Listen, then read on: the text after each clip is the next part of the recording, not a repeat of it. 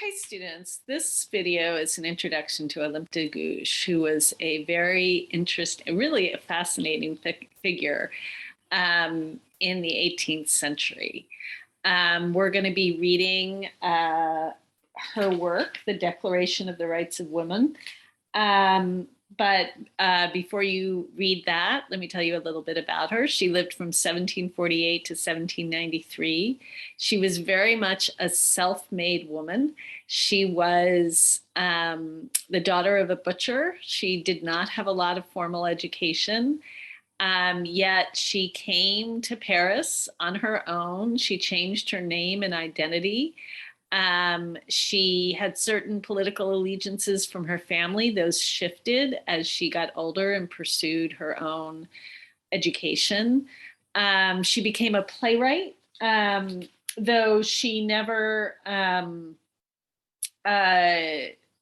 she constantly had to fight for recognition as a playwright, but she recreated herself.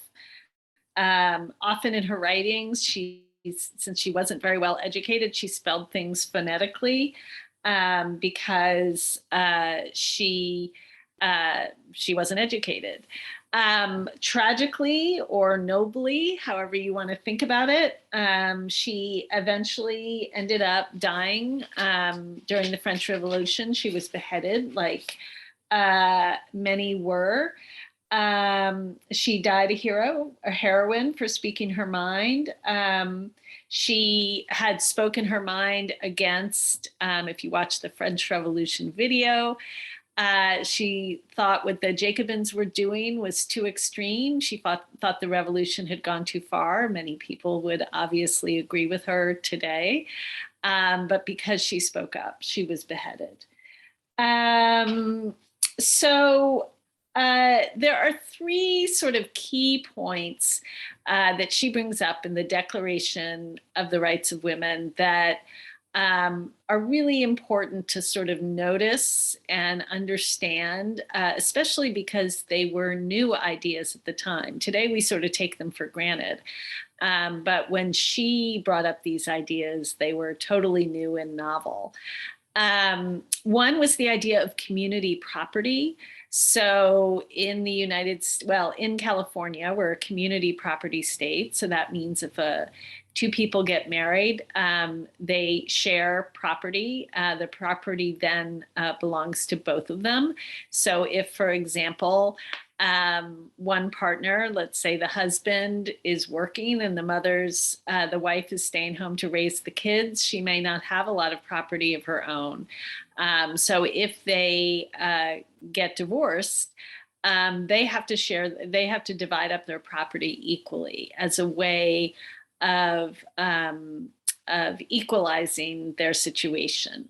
So that idea that when couples got married, their property was owned equally by both of them was a radical idea at this time. Women didn't have property of their own. In fact, women were were considered the property of their husbands. So the idea that de Gouges put forth that there should be community property was new and different and radical.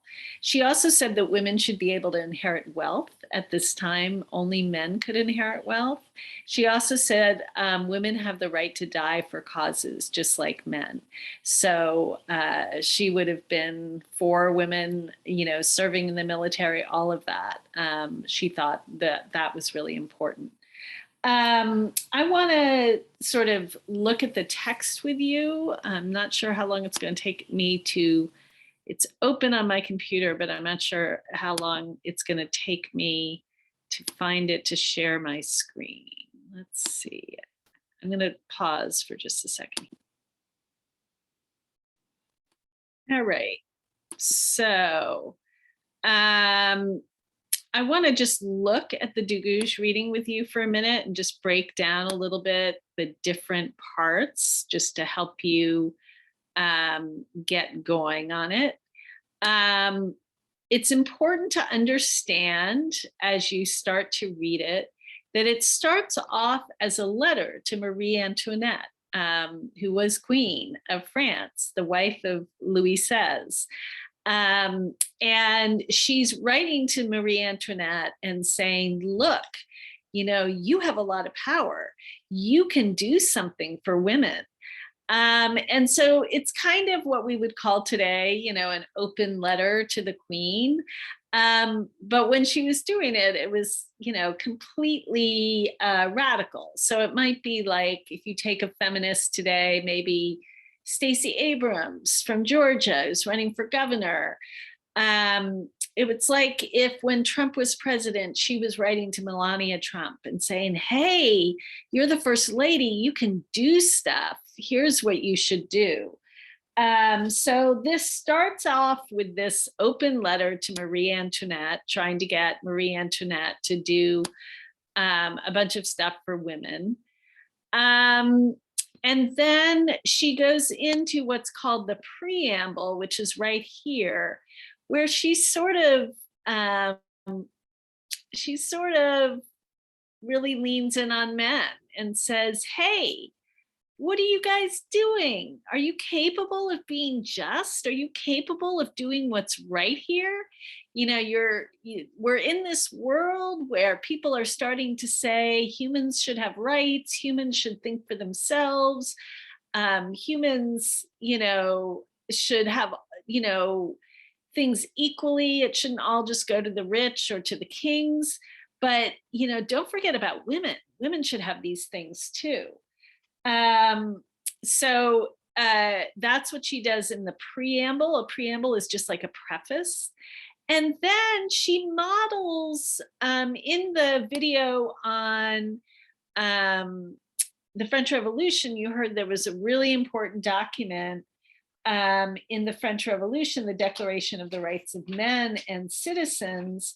And she models her document on that, but she calls it the Declaration of the Rights of Woman and the Female Citizen. And the rest of the reading is all these different articles, all these different things that she thinks women should have. And what I suggest you do as you read it, it's a lot to take in, but I suggest you, you know, just look for what you think are the most 2 or 3 most important sort of ideas or articles she brings forth, and how they might, you know, impact women and men in our daily lives. And that's probably what we'll talk about a little bit more next week. So keep that in mind as you read, annotate, so you keep track of, you know, what her ideas are. And yeah, I think that's the most important stuff to know about de Gouges.